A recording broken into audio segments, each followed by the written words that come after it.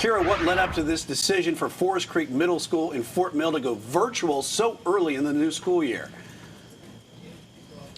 Well, Brian, it was the 29 students that tested positive for COVID-19 and the 103 students that are quarantined right now.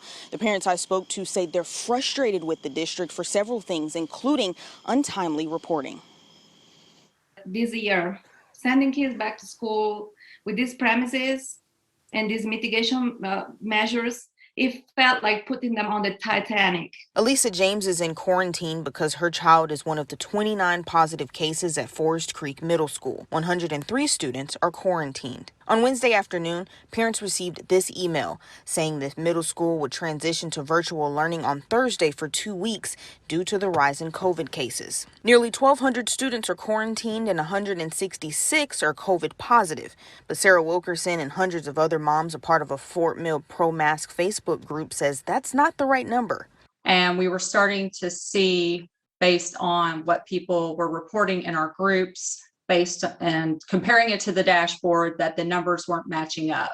She says the numbers were drastically different, partly because the district notifies parents 3 to 6 days after their child had a close contact. Which by that point, with the Delta variant and its rate of contagion, is spread throughout the classroom at that point. Joseph Burke, the district spokesperson, told Fox 46 in an email that the district's contact tracing generally happens the same day they're notified of a positive case, but it could be delayed for overnight reports. Lisa Watson is a mother and a pediatric nurse practitioner in Fort Mill.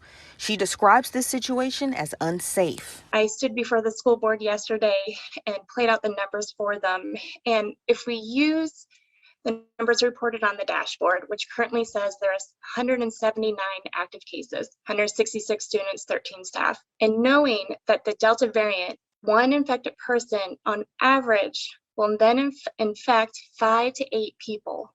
5 to 8 people. Much of that infection happens 48 hours prior to symptoms. So they're spreading the virus and they feel fine. They don't even know that they're sick.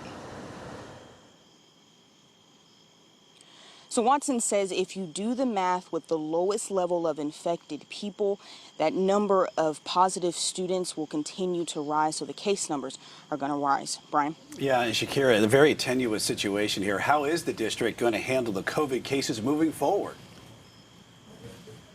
So they're still not going to mandate the masks because of the state funding or the loss of the state funding. In an email to parents today, the district says that elementary school kids will eat their meals in the classroom. The class interaction during the recess is going to be either limited or suspended. And there's going to be no volunteers or visitors in the buildings until they can get these COVID cases down. I'm live in Fort Mill.